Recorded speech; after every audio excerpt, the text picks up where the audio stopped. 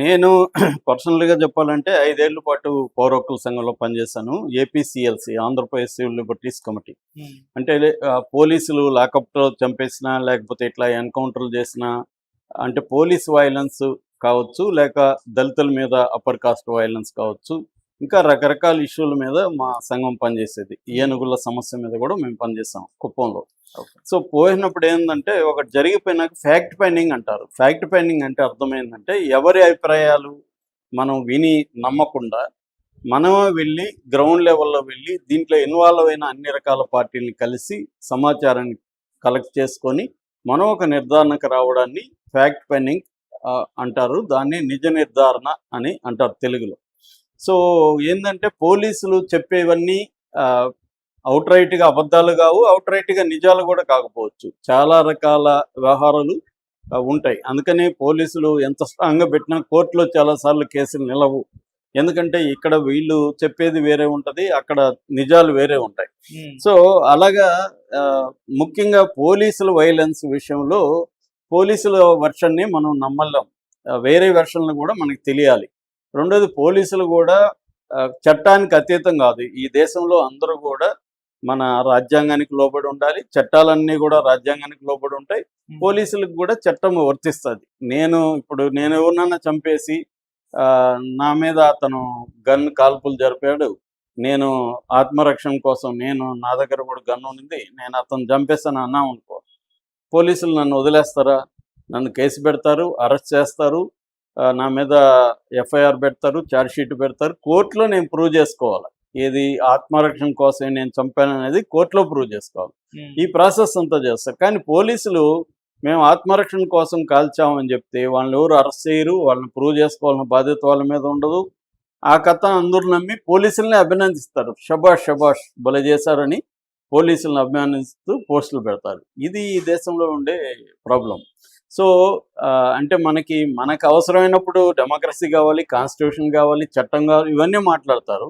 మనకి నచ్చనప్పుడు, లేకపోతే అవతలోడు చావడం మంచిదే అని మనం నమ్మినప్పుడు చట్టాలు లేదు, డెమోక్రసీ లేదు, కోర్టు లేదు, ఒక డ్యూ ప్రాసెస్ అంటాం కదా, వ్యవహారాలు ఎలా వ్యవస్థీకృతంగా జరగాలి, అవేమీ కూడా మనం కూడా మాట్లాడం. అలాగా మిడిల్ క్లాస్ పీపుల్ కూడా అలాగే తయారై, రెండోది కులాల వారిగా, మతాల వారిగా విడిపోయి వీడెవడు అనేది చూస్తారు.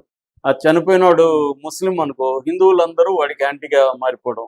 హిందువులందరూ అంటే హిందుత్వవాదులు అని చెప్పొచ్చు. మామూలు హిందువులు ఏం మారరు. హిందుత్వవాదులందరూ అతనికి యాంటీగా మారిపోవడం. లేదా అతను అప్పర్ కాస్ట్ అంటే దళితులందరూ యాంటీగా మారిపోవడం. దళిత్ అంటే అప్పర్ కాస్ట్ వాళ్ళు రావడం. ఇలాగా కులము, మతము, ప్రాంతము వీటన్నిటిని బట్టి డిసైడ్ అవుతాయి. ఎన్కౌంటర్లు కూడా చంపేటప్పుడు కూడా వీడెవడు, ఒక మంత్రి కొడుకైతే వాడిని చంపరు. లేకపోతే ఒక అప్పర్ కాస్ట్ రిచ్ అయితే వాడిని చంపరు. ఇవన్నీ చూసే పోలీసులు కూడా వాళ్ళ మీద వైలెన్స్ అనేది ప్రయోగిస్తారు. సో, ఇక్కడ ముందుగా మనం పోలీసుల కథనం ప్రకారం దీని మీద ఆల్రెడీ నేను చెప్పేటప్పుడు కూడా అనేక డౌట్లతో నేను కూడా చెప్పాను. సో, పోలీసుల కథనంలో అనేక లూప్ హోల్స్ ఉన్నాయి. సో, ముందుగా పోలీసులు ఏం చెప్పారంటే అక్టోబర్ 17న ప్రమోద్ అనే ఒక constable Nizamabad central crime station నుంచి రియాజ్ అనే ఒక రౌడీ షీటరు 40 కేసులు అతని మీద ఉన్నాయి. అతన్ని స్టేషన్కి పట్టుకురావడం, అతని మోటార్ బైక్లు ఇవన్నీ దొంగతనాలు చేస్తుంటాడు. అతన్ని పట్టుకురావడానికి తన మేనల్లుడితో కలిసి బైక్లో వెళ్ళాడు. వెళ్ళి అతన్ని తను డ్రైవ్ చేస్తున్నాడు, రియాజ్ మధ్యలో ఉన్నాడు, మేనల్లుడు వెనకాల ఉన్నాడు. ముగ్గురు కలిసి వెళ్తున్నారు. వెళ్తుంటే వినాయక నగర్ దగ్గరకు వచ్చేసరికి రియాజ్ జోబులో కత్తి తీసి కానిస్టేబుల్ని గుండెల్లో పొడిచాడు, మేనల్లుడిని తొడ మీద పొడిచాడు.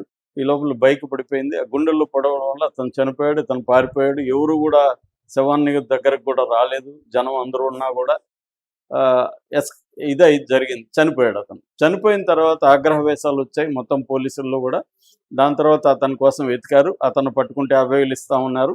అతను చివరికి సారంగపూర్ ఫారెస్ట్ దగ్గరలో అవుట్స్కట్స్లో ఒక పాడుబడిన లారీ క్యాబిన్లో ఉన్నాడని అర్థమైంది. అక్కడికి వెళ్ళారు. అక్కడ ఆసిఫ్ అనే ఒకడు పౌరుడు అనమాట. వీళ్ళు పోలీసులకు అతను చెప్తున్నా. ఆసిఫ్ అనే ఒక పౌరుడు ఇతను పట్టుకోవడానికి ట్రై చేస్తే ఆసిఫ్ను కూడా పొడిచి అతను పారిపోతున్నాడు. మళ్ళీ ఫైనల్గా వీళ్ళు పట్టుకున్నారు పోలీసులు. పట్టుకొని అతన్ని గాయాలైన అతనికి కూడా ఈ గొడవలు. సో గాయాలైనారు కాబట్టి గవర్నమెంట్ హాస్పిటల్కి తీసుకొచ్చారు. హాస్పిటల్లో ఏఆర్ కానిస్టేబుల్ ఎస్ఐ వాళ్ళు ఉంటే ఇతను అద్దాలు పగలగొట్టి బయటికి పారిపోతూ గన్ను తీసుకొని వీళ్ళని కాల్చడానికి ట్రై చేశాడు. వీళ్ళు ఆత్మరక్షణ కోసం కాలిస్తే ఇతను చనిపోయాడు. ఇది పోలీసులు చెప్పిన కథనం. ఇలాంటి కథనం చెప్పినప్పుడు వీళ్ళు ఆ కథనాన్ని నిరూపించడం కోసం సీసీటీవీ ఫుటేజీలు బయట పెట్టాలి. ఇప్పుడు అల్లు అర్జున్ ఎవడు చేశాడని పోలీసులే సీసీటీవీ ఫుటేజీలు బయట పెట్టాలి. నిజానికి పోలీసులకి బాధ్యత లేదు, వాళ్ళు కోర్టులో పెట్టాలి. కోర్టులో ఏం జరగలేదు కానీ మనకు పెట్టారు పోలీసులు, తీర్చాలని మీరే అని. కానీ ఇక్కడికి వచ్చేసరికి హాస్పిటల్లో సీసీటీవీ లేదా, ఉండాలి కదా. సీసీటీవీ అతను తీసుకొని వచ్చినప్పుడు దింపి నడుచుకొని వస్తాడు కదా. అతనేమి గాయాలంటే అతను పడిపోయి ఎత్తుకొని రాలేదు కదా. పోనీ ఎత్తుకొని వస్తే ఆ విజువల్స్ ఉన్నాయా? అట్లాగే చంపిన చోట కూడా షాపులు ఉన్నాయి, సీసీటీవీలు ఉన్నాయి. ఇతనే చంపాడనే దానికి సీసీటీవీ ఉందా? పరిగెత్తాడు చూడండి అని సీసీటీవీ పెడతారుగా, మామూలుగా ఎందుకు పెట్టలేదు? అంటే ఏ రకమైన సాక్ష్యాలు లేకుండా పోలీసులు కథలు చెప్పినట్టుగా మనకు అర్థమైంది అప్పుడే. దాని తర్వాత హ్యూమన్ రైట్స్ కమిషన్, తెలంగాణ రాష్ట్ర హ్యూమన్ రైట్స్ కమిషన్ సుమోటోగా తీసుకొని నివేదిక అడిగింది. హ్యూమన్ రైట్స్ కమిషన్ కోరలు లేని పాము లాంటిది. అది ఏమన్నా ఉంటే నివేదిక అడగగలదు, లేకపోతే హైకోర్టుకి రికమెండ్ చేయగలదు తప్ప వాళ్ళు ఏమి చేయలేరు. వాళ్ళు పైగా స్టేట్ ఫండింగ్ మీద, సిబ్బంది మీద ఆధారపడిన వాళ్ళు. సో ఈ లోపల వీళ్ళ పేరెంట్స్ రంగంలోకి వచ్చారు. వాళ్ళు కూడా వెళ్ళి హ్యూమన్ రైట్స్తో కలిసారు, ముఖ్యంగా వాళ్ళ తల్లి, భార్య. వాళ్ళు ఏం చెప్పారంటే, అసలు ఈ పోలీస్ ఆయనకి మా వాడికి మధ్య 3 లక్షల విషయంలో విభేదాలు ఉన్నాయి. డబ్బుల కోసం 1 lakh డబ్బులు ఇవ్వమని డిమాండ్ చేస్తున్నారు.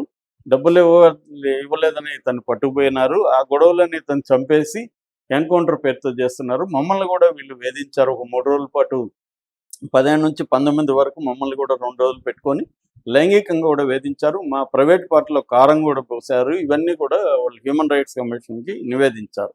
హ్యూమన్ రైట్స్ కమిషన్ ఇవన్నీ కూడా పరిగణలోకి తీసుకొని